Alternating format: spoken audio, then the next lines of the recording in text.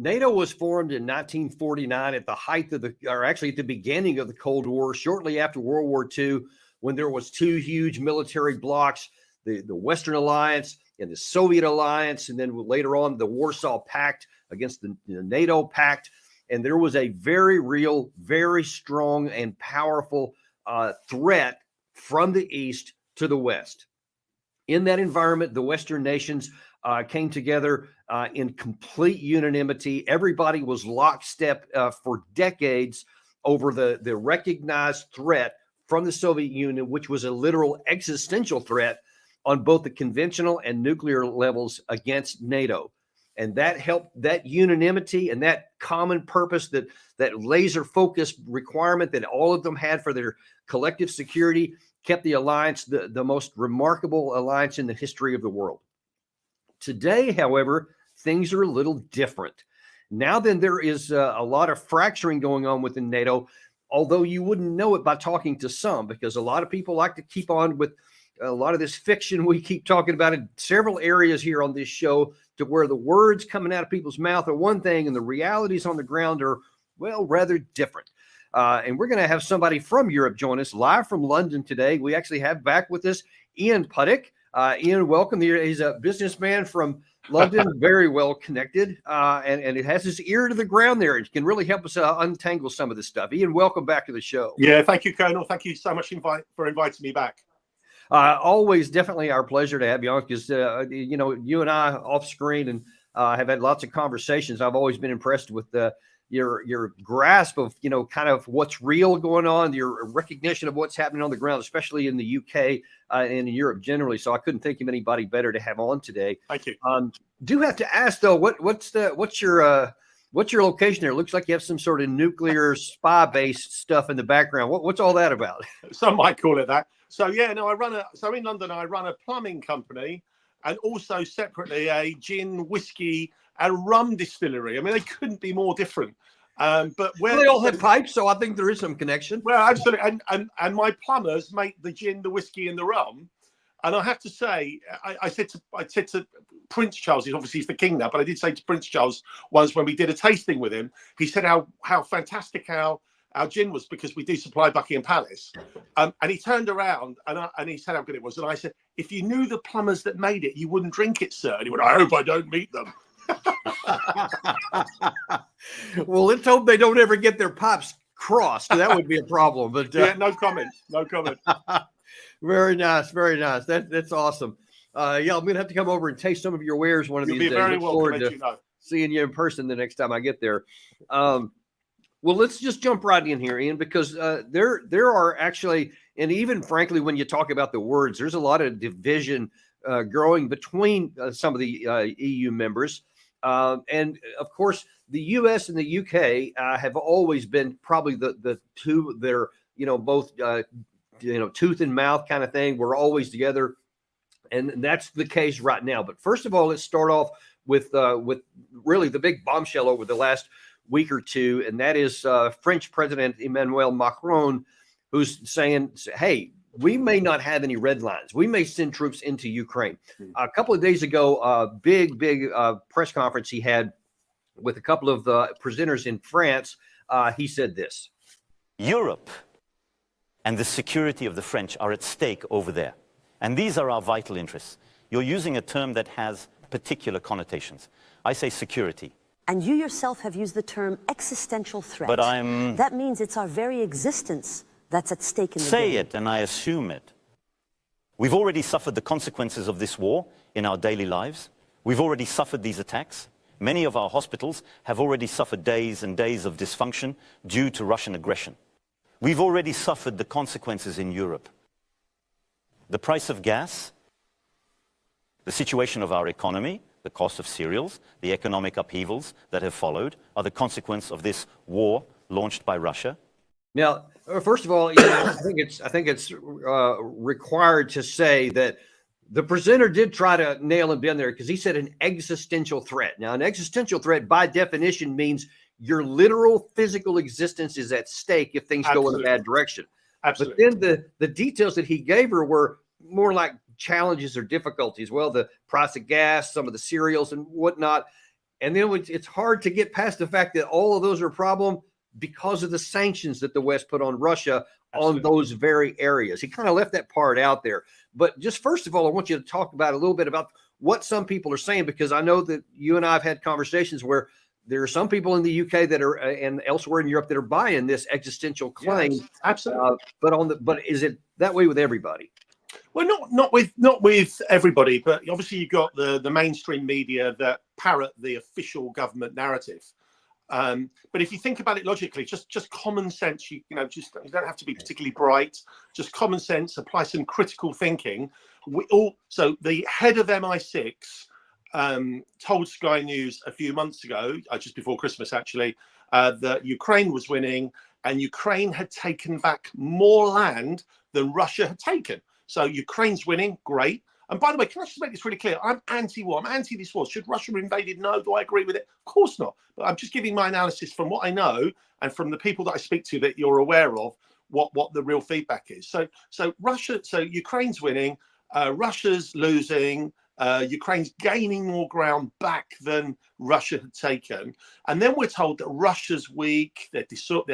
Well, it was in mainstream media for ages that Russia was buying in washing machines so that they could take the chips out of washing machines to put them in missiles.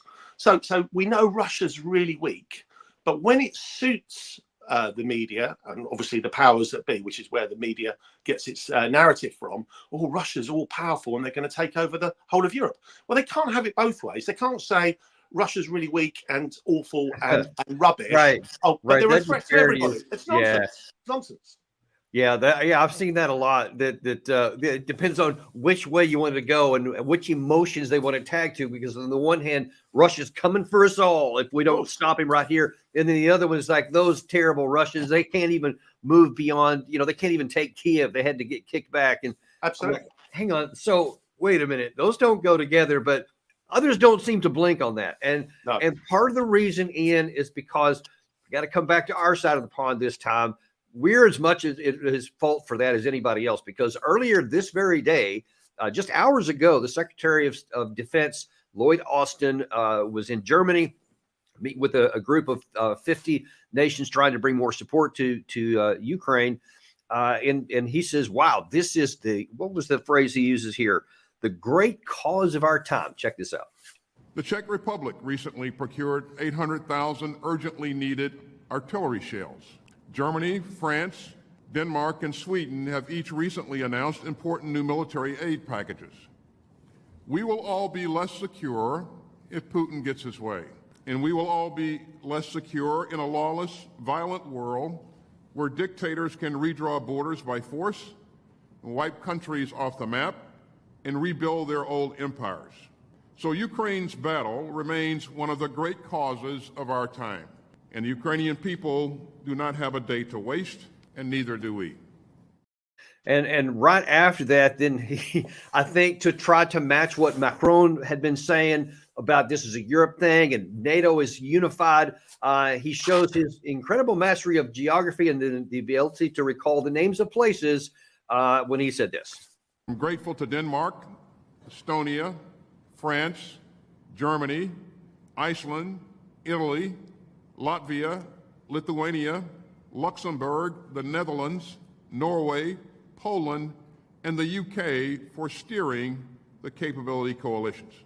We'll keep working together with all of the capability coalitions to help Ukraine build a formidable force for the future, and we won't let up. Ukraine's struggle for freedom matters to us all. Putin will not stop at Ukraine. But as President Biden has said, Ukraine can stop Putin if we stand with Ukraine and provide the weapons that it needs to defend itself. Ukraine's survival is on the line, and all of our security is on the line. Ian, how's that part playing? That the last thing he said there, all of our security, all that long list of people that he just mentioned, kind of what we were just talking about, that they're coming for us. Do people buy that on the street that you talk to? Yeah, largely. So I'm talking about everyday people, just normal working people. Generally believe, they live busy lives. They catch bits of news on the radio, on TV. So, you know, they carry on with their lives, which are far more important than listening to what's going on elsewhere. And that's what they're fed: newspapers, radio, TV. People in the Ministry of Defence that I talk to, the only way I can describe it is it's a religion. So there are absolutely firm believers. Russia is bad. We're all good. It's a nice, easy narrative. Works, fits the agenda. And there are people there that are aware that this is not a black and white situation. They're doing their job, and you know that's what they do. So that's to be expected. But they're aware that this is not a black and white situation, which is what most of the public largely believe, if that makes sense.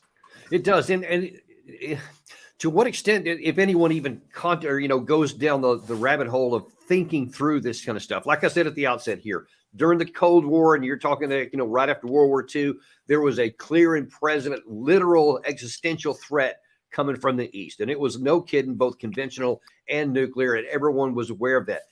Absolutely. But now then, since the fall of the Soviet Union in the early 1990s and all the things that have passed and transcribed in that, is it a case to where regular people are still thinking Russia equals the Soviet Union, and so the threat is the same?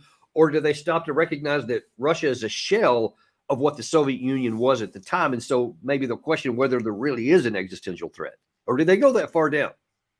Well, I just think people don't know enough they're not educated enough or informed enough about what Russia is today. Russia is not the Soviet Union. You can debate it till kingdom come, but I think Colonel Schaefer says that there are thugs that are there running the country. There are what they call oligarch type people that run the business, but run the country.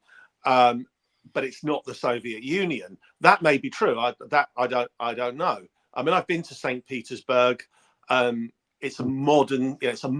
Russia is a modern country. If you look at Russia 30 years ago, once it had collapsed, if you watch documentaries about that country, it was on its knees. Well, 30 years later, which is a very short period of time, by the way, it now has a huge industrial, precious metals, oil, gas. It's a big manufacturing base.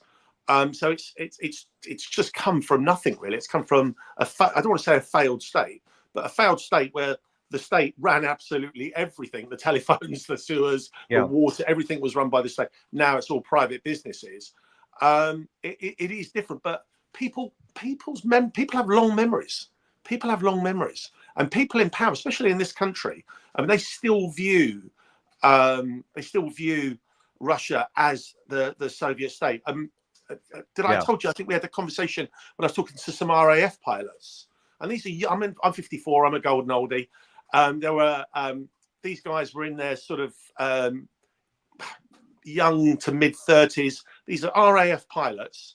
And we were having a drink, and we were talking. So this would have been in June 22, and we were talking about Russia, and they were telling me that they were flying over the Black Sea, and these missiles were coming. Literally, they called them shooting stars coming out the sea, and he said it was just an absolute. It was incredible. They're coming. These are cruise missiles, Russian cruise missiles coming out of submarines, and they were saying, "Wow, I've never seen." And it wasn't like one or two. They were going on for ages. So there's not clearly a load of submarine. I have no idea how many missiles a submarine can hold, but I'm assuming for the period of time that they said to me, there must have been a number of submarines in the area firing all these missiles out. And then within 30 minutes, they were saying Russian soldiers are really poor equipped. They're demoralized. They haven't got a clue. They're poorly led. And one of them actually, and I'm not joking, these are intelligent guys. These aren't idiots. These are smart, intelligent guys that have just taken hook, line, and sinker, whatever they've been spoon-fed, and not thought and stopped and thought, hang on, does this really make sense?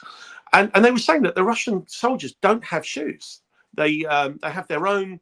They come with their own shoes into a combat situation. And I said, well, that doesn't make sense. You were just saying that they've got all these cruise missiles. And he said, yeah, that's because they've spent all the money on cruise missiles. They've got no money for equipment. Yeah. I mean, you can see and you know why? I mean, you're talking about some RAF pilots, and obviously I can trot out a number of military men in the United States who are the same kind of. Actually, I'm about to show you one here from a former admiral who's making the same kinds of arguments here. But what I think is part of the reason, which you've touched on a little bit, and it's definitely going on really commonly across the West, and that is this very carefully crafted narrative that all of the media is supposed to follow. And I'm going to show you here something from that Zelensky released. I want to say it was yesterday, it might have been this morning, I can't recall, but very frequently, because a U.S. senator, among other people, have gone there. Lindsey Graham is in Kiev, or was yesterday. And I'm going to show you this clip here where Zelensky's showing out he was meeting with those people and talked. But notice that this is not just a newsreel. This sounds, it's got a soundtrack in the back. It's like a movie. It's trying to generate emotion. Just watch this and check it out.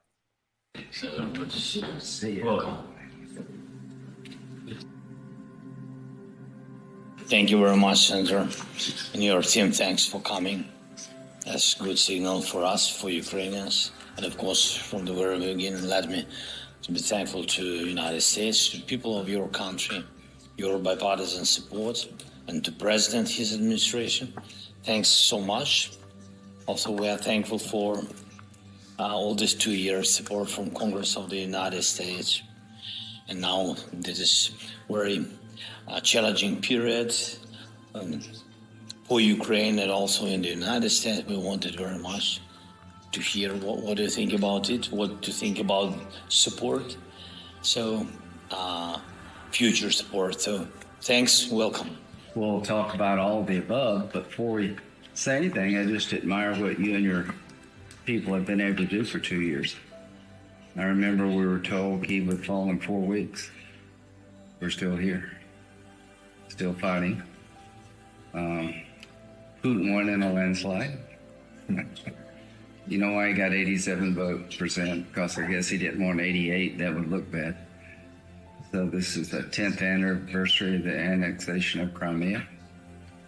So better days ahead for the people of Ukraine. And Putin will go down in history the way all the people like Putin go down in history. Just a matter of time. I'm sorry. I just can't help but cringe and obviously laugh a little when I see this attempt to pull at the emotion strings. And there was the foreign minister, Kuleba, looking sad when Graham was talking about the 10th anniversary of Crimea and all of the things. You know, Putin has this massive support among his people, just won another 6-year term. You know, they still have an iron grip on Crimea. They're now advancing across every aspect of the front. And now there's news from the UK intelligence services that apparently there's a northern front about to open up by the Russians. So every way you want to look, the things are moving in the wrong direction. But everyone talks about, like, and you see he ended that with the inevitability of it's only a matter of time until Putin falls, even though there's no evidence of it. No, absolutely. I mean, I don't know if it was me, but was there very gentle, calming music as the senator was speaking? Yeah, there was some perfect. piano. It's kind of perfect. Just relax. Everything's fine. In a movie script. Exactly. You know, it was a movie script. I mean, it was the right music for the tone, for the message, to get you relaxed, to say it's just a matter of time, bear with us. And it's just nonsense. It's just nonsense. I mean, Russia's weak. They're losing. I mean, unfortunately, and I say this sadly and absolutely regrettably, Ukraine's lost, I think, over 500,000 men dead and injured. It's a generation of young men. And they're talking about more weapons. They need people. And if you said that 6 months ago, you're a Putin stooge and a Kremlin, you were following Kremlin lies and all of this kind of stuff. I get called that all the time, obviously. But the reality is, whatever that reality is, at some point will manifest itself, because the reality can't change. You can mask it and hide it and play around with it for as long as you can, but at some point the reality will manifest itself. And while that happens, while we play these games, young men are dying. And if you dare ask for peace talks, you're a weirdo. You're crazy. You're working for Putin because you want peace. It's nonsense. I've never known anything like it.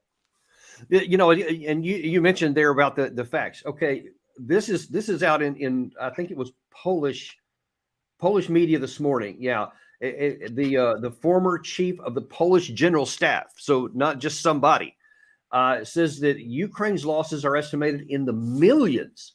not even just the hundreds of thousands. The country has no resources, no one to fight. The Ukrainians are losing this war. So this is obviously one of their staunchest allies, and Poland has been one of the most vociferous in saying, yes, we need to continue going on against Russia for understandable historical and geographic reasons, right? You know, with their next door neighbor and all that.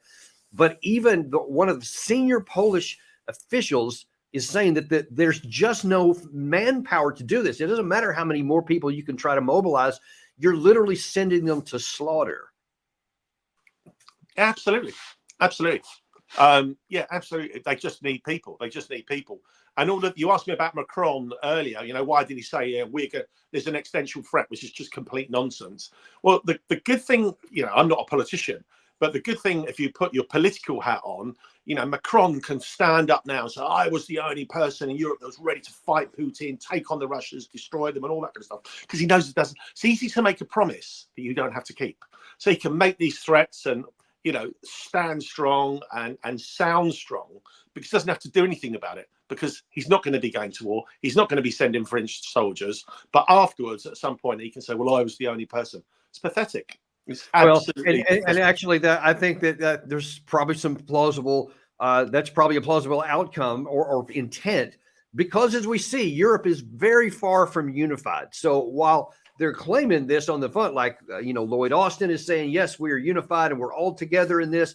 There's an existential threat. So says the Élysée Palace in Paris.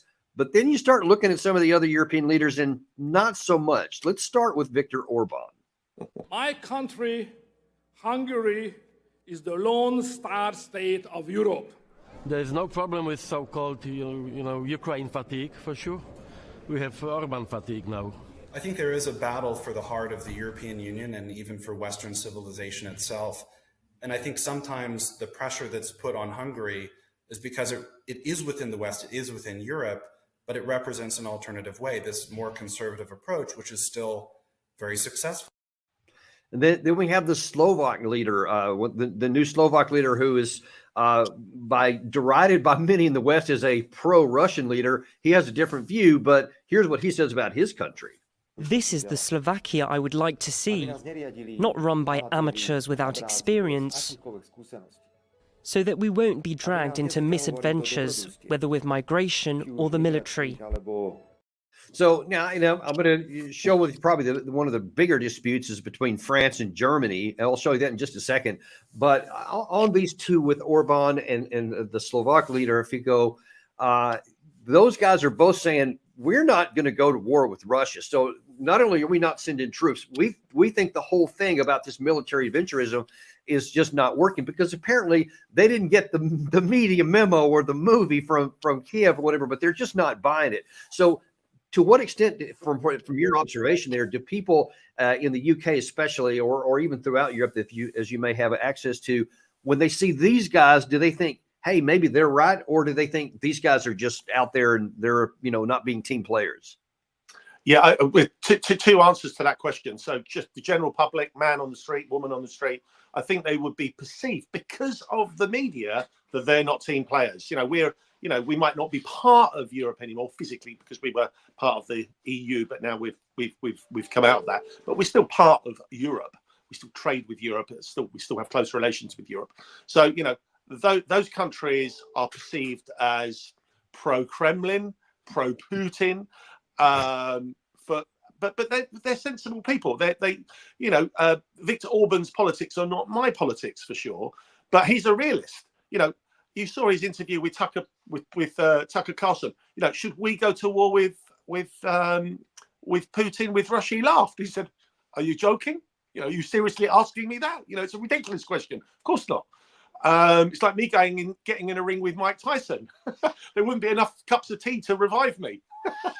It's nonsense. It's just nonsense. It's just crazy. And you know what? I think that this really is highlights that this is not 1949, to where everybody recognized a genuine existential threat. So now these guys, they're closer to Russia, physically closer, geographically. So if there was a threat, they should be more worried than France, Germany, or the UK. And yet you see they're not concerned at all. That should set off some questions in people's minds, like, wait, why aren't they worried?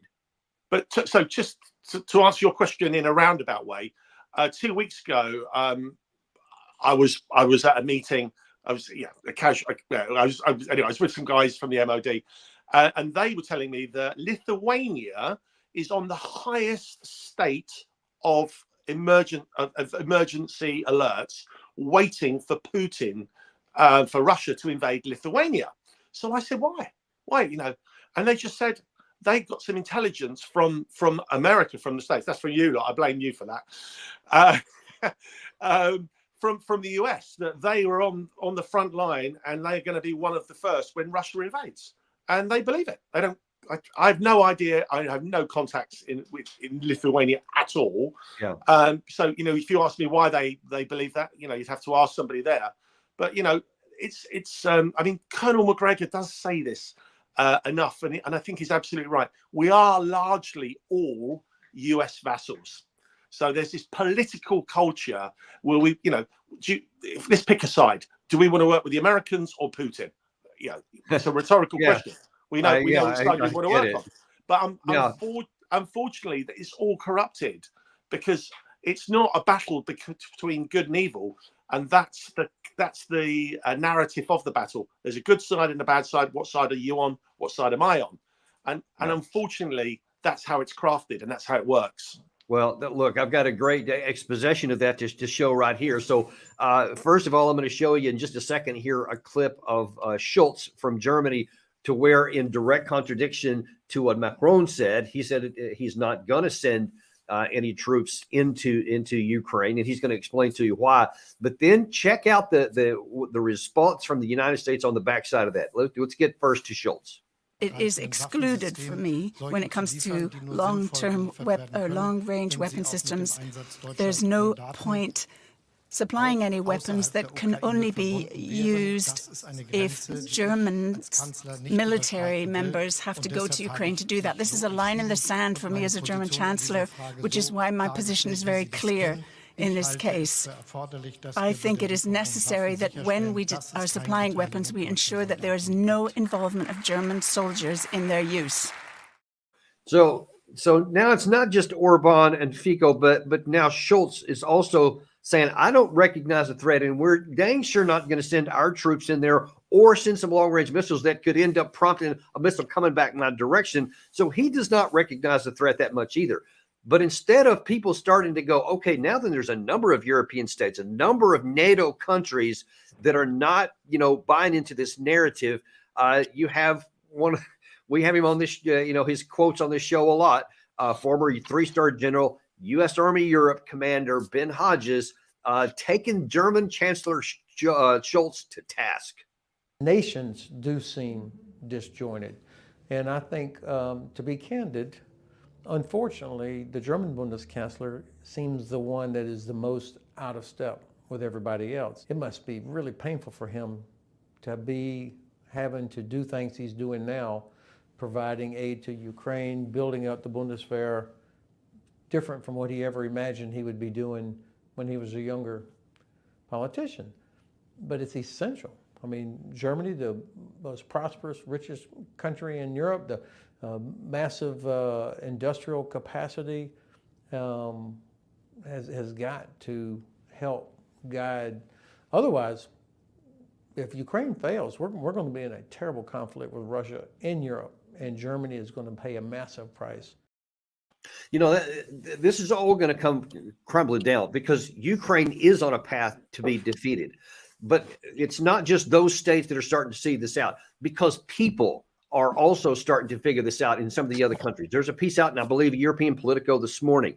It's talking about how there is a big problem throughout NATO of a brain drain where experienced soldiers are leaving the service because they're disgusted with what they see. You see, in the United States, we're having a huge problem getting people to even join the military because they see this stuff and they see that's nonsense. This what you guys are doing, you're like seeking a war, and there doesn't need to be any at all. So I think they're getting more and more out of step, and so there's cracks forming not just within NATO, but even within a NATO country where the foundation is starting to wobble, and in all of this is self-inflicted. Absolutely, it's completely all self-inflicted. I mean, I think the US originally cited a report from the Rand Corporation about how weak Russia was, and some really tough, robust sanctions against Russia, and it would just crumble. And obviously, that turned out to be absolute nonsense. And then they reviewed it some months later. I mean, it's just not, it's just crazy. I mean, who are these experts? In any field, whatever the field is, there are experts for one perspective, and there are experts for the other. And obviously, I guess the people in the people in power will choose the experts that that tickle their ears, that say the whatever quote they want right to hear. answer. Yeah. But it's just nonsense. I mean, I'm not making this up. I mean, so NATO's I don't think it's their motto anymore. I'm sure they've quietly dropped it. But NATO's original motto was keep Russia out, and that's when it was the Soviet Union, and understandably so, and then keep Germany down. And then and there's a famous quote from Lord Ishmael, the Secretary General. I remember that. And now Germany's so Russia's out. Well, they're out on their own. They're trading with the rest of the world and not the EU. And Germany's deindustrializing. I mean, we spoke about this. I had a conversation a couple of weeks ago, one evening, with Alexander Mercuris, a mutual friend of ours, and neither of us were just completely baffled as to why Germany would deindustrialize. I mean, big German companies like VW, Miele, BASF. I think Germany's biggest chemical company are opening plants in America because they need cheap energy, and they can't get it. But they can get it, but they choose not to for political expediency. I mean, and Biden, I mean, forgive me for being rude about your president, but you wouldn't send him down the shops to buy a loaf of bread. And yet these countries are deindustrializing because they do what Biden says. I mean, when the Nord Stream blew up, I think Schultz was with him at the press conference. It's it beggars belief. It beggars belief. Right, and when you, especially when you had both Biden himself before the war started and Victoria Nuland, who recently left in disgrace, bragged that it will not, Nord Stream 2 will not survive if there's a war one way or the other. And apparently we had the other, is how it worked out, and why Germany remained silent is still somewhat baffling to this day. But German media. Right. Yeah, German media should be banging on the door saying what is going on with our country, and they're not. Yeah, and it's just really confusing. Now that is starting to happen a little bit in France, because Macron doesn't have anything close to be a unified country, and lots of his political figure. In fact, he's only got like a 24% approval rating, and many other political parties and figures in France are pushing back hard against what he's doing here. But the reason why I say that this is a house of cards just waiting to fall is because not is it only going bad on the battlefield for Ukraine, and it's irreversibly so in my estimation, but there is no strategy for accomplishing this other than as long as it takes. That's as close as we come to wanting to do it. But you talk about industrial capacity. So we know from open source reporting that Russia went all out 24/7 with their military industrial complex, and they are now cranking in on a massive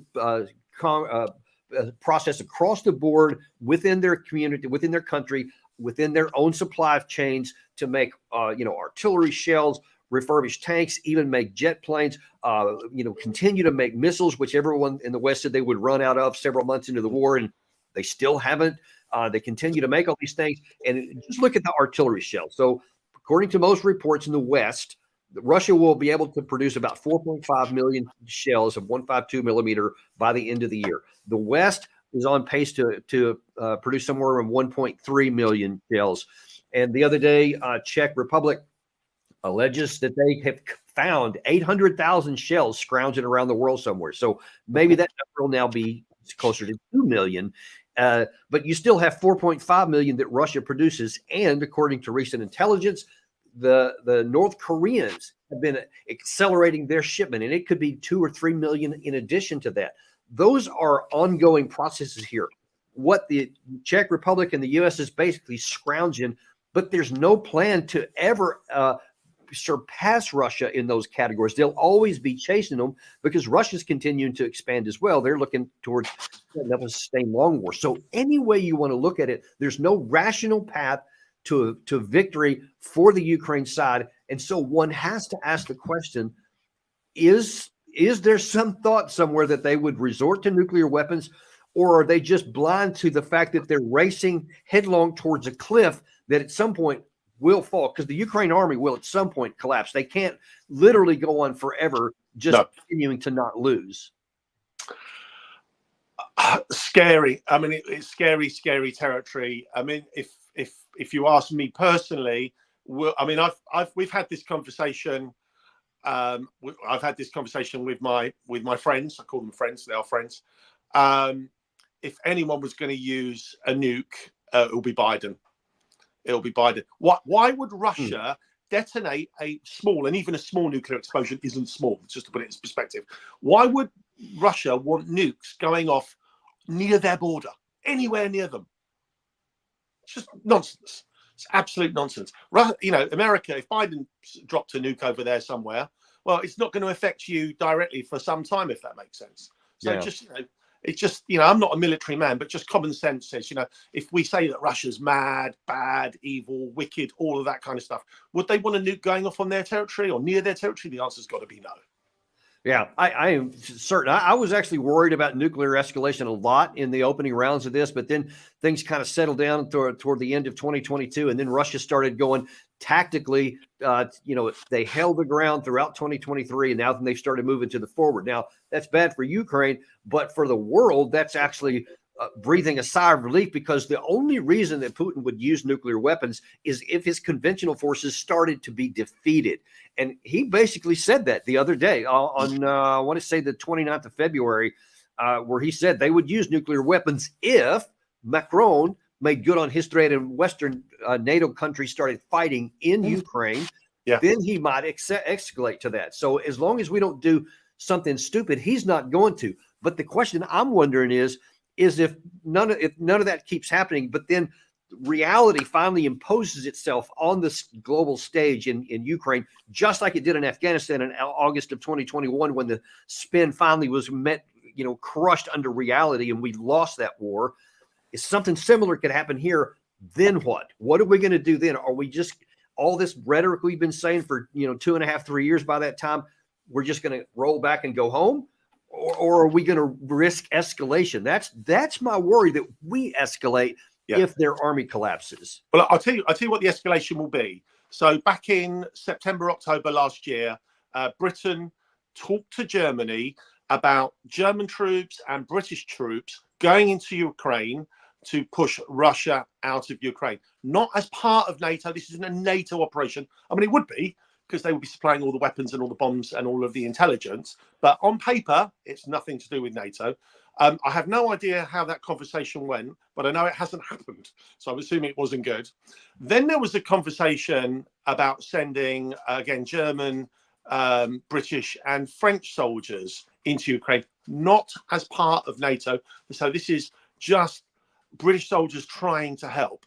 And I do know that they said that they could put 40 to 60,000 soldiers throughout Ukraine, and they could push Russia out in 14 days, and they would have they would have air superiority. And the guy that told me that, I said, does that mean they, as long as Russia doesn't fire back, that they can put Russia out? Right. I mean, it's holy cow. I mean, it's desperation. Wow. I mean, that's terrifying, Ian, if people believe that, because look, I fought in an armored fight, and I was in the 2nd Cavalry in Europe during the Cold War, to where we literally patrolled the east-west border. We did numerous field exercises against, you know, the Soviet doctrine, which is what Russia still primarily uses.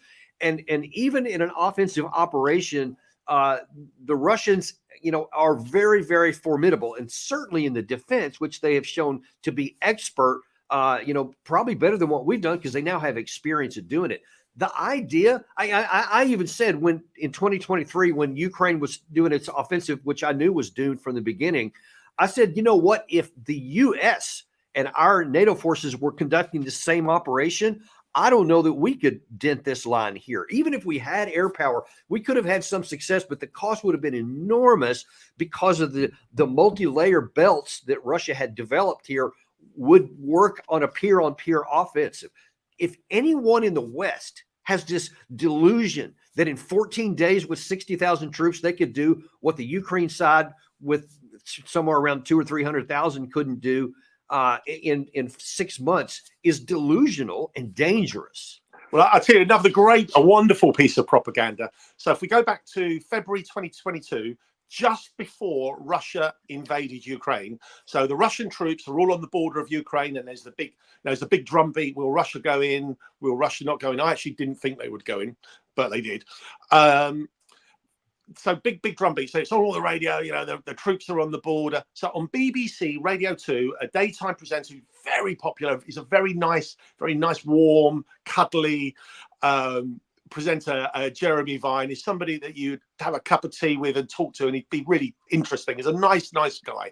So he was on there. You know, he was obviously anti-Russian, and he had a spokesman in there from the Royal Air Force, and he was saying that, you know, can't we just take out all these Russian soldiers before they go in? And then he asked, how long would it take for the Royal Air Force to take out all of the soldiers, the Russian soldiers that are on the border of Ukraine, to stop them going in? And they said they could do that in a number of hours by bombing them.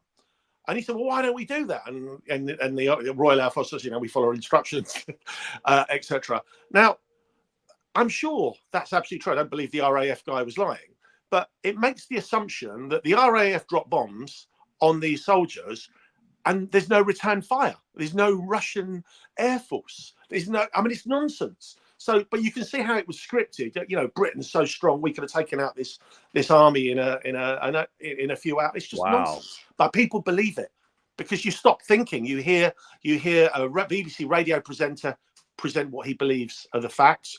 You hear a military official present what he believes are the facts. Well, what else? Why would you and I need to question that? We've heard it from a trusted source, the BBC, and we've heard it from the RAF. It's just complete nonsense. It's just propaganda. Right. But it works. That is frightening. And I'll tell you why that's frightening is because when you add that mentality in the UK with what I've already talked about here that's in the US and all of these, you know, big names and even in many of the countries in Europe where they're still talking this stuff, when the expected happens, it could come in a month from now, it might come in a year and a half from now. I don't know how long Ukraine, it's always more art than science to know when someone's going to collapse because it's so many factors, but it will happen sometime because the fundamentals will impose themselves just like it did in Afghanistan. And the question's going to come when reality imposes its stuff and exposes all of this as nonsense. What are we going to do then? I mean, people's heads are going to explode when they can't spin this away because now that you have the rubble of a foreign army and you have Russians basically giving surrender terms to Kiev because that's all that will be left at that point. And I worry about the risk of Western countries escalating, not Russian in that case. Yeah, no, I agree. I mean, if anyone escalates, it will be us. You know, Russia's in a strong position. It's winning. I mean, although we're told the opposite, why would they need to escalate it? We need to save face and show that all of the lies that we've told, all the propaganda that we've espoused is true. Because just imagine this, Ian. All with this whole narrative we built the whole time is that Putin is evil. He's vicious. I've had on our show here sometimes with some of the clips of American leaders that love to use that phrase. He's evil, etc. You can't negotiate with evil. That's why we don't want to negotiate now. But what happens when evil wins and you're just going to go home? I mean, you see, well, there will be enormous pressure on so many Western leaders to back up the original evil rhetoric that, oh, my God, we can't allow evil to succeed. So we have to go to war. And I mean, it will be a dangerous, dangerous hour for the world at that point. Absolutely. I mean, as I said, I'm not a military man whatsoever. But every war, whatever that war was, it ended with a ceasefire, peace talks, and some negotiated settlement. Why would the Ukraine-Russia conflict be any different? Why would this not end with a ceasefire, peace talks, and a negotiated settlement? Obviously, with the negotiated settlement, Ukraine's not going to be in the strongest position to negotiate all the things that it would want. And then that begs the $1 million question: is how many more of their young people and old people, now older people, are being put to the front line, to the meat grinder? How many more people does it want to sacrifice to get the outcome that it wants? Because it's not going to get the full outcome that it wants, sadly. So how many lives? I mean, it's just insane. It's just insane. That's where it is right now, and we're gonna continue to monitor this. Ian, I cannot tell you how delighted we've been to have you on today to give us some of these observations. Terrific conversation today. So I'm going to get George Galloway on your show.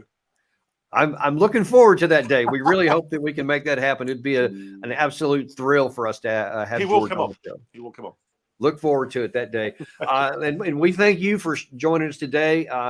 Even though that some of these are pretty scary things here, we're going to make sure that you're aware and you're tracking about, where things are going and what's happening under the headlines. And when you hear things on mainstream media, we give you the real story underneath. So, on the ground, the realities, regardless of how it's spun, because we are, after all, unintimidated and uncompromised to bring you the information you need. And we're going to do that more this afternoon. We showed you a little bit there about Senator Graham being in Ukraine. Well, he is basically urging the Ukrainians to continue sending their young men to slaughter. We'll have that this afternoon.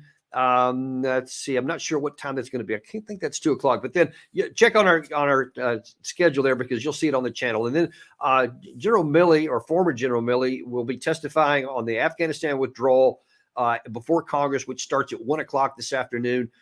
We will be giving you some probably real-time updates on that as soon as he's finished, or even maybe before it's even completely done.